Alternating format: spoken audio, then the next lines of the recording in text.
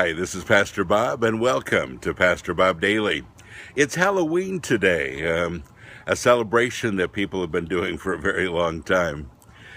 People dress up as ghosts and goblins and vampires and all that kind of stuff. And, we could go into the origins of Halloween. We could talk about how it's celebrated today.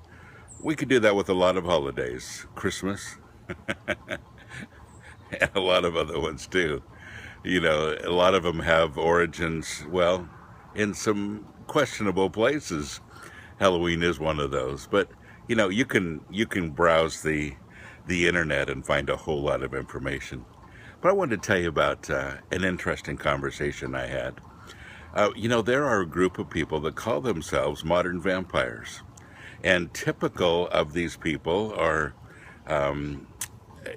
surgically implanted fangs, white contact lenses, blood red hair, or streaked. Very interesting people. And I had a great conversation with one of them a couple years ago who calls himself a Christian vampire. And I said, please explain this to me. And he said, well, I've been involved with the vampire movement for a long time. And he said, when somebody told me about Jesus and explained Christ's blood on the cross, he said, we get that. He says, we understand blood. And we understand the power of blood and the life in blood. And he said, it was easy for us to become Christians. And he said, there's a whole movement of vampires becoming Christians. I thought that was a pretty cool thing, because they get it, probably more than a lot of people would. But he still had his surgically implanted fangs. He still had his white contact lenses. He still was a little bit difficult to look at.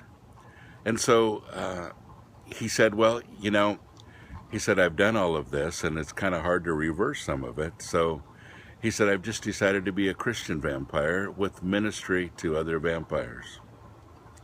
Well, that's interesting. And I get it. And I understand that. And I'm sure he'll have a lot of criticism from a lot of people who say Christians shouldn't look like that.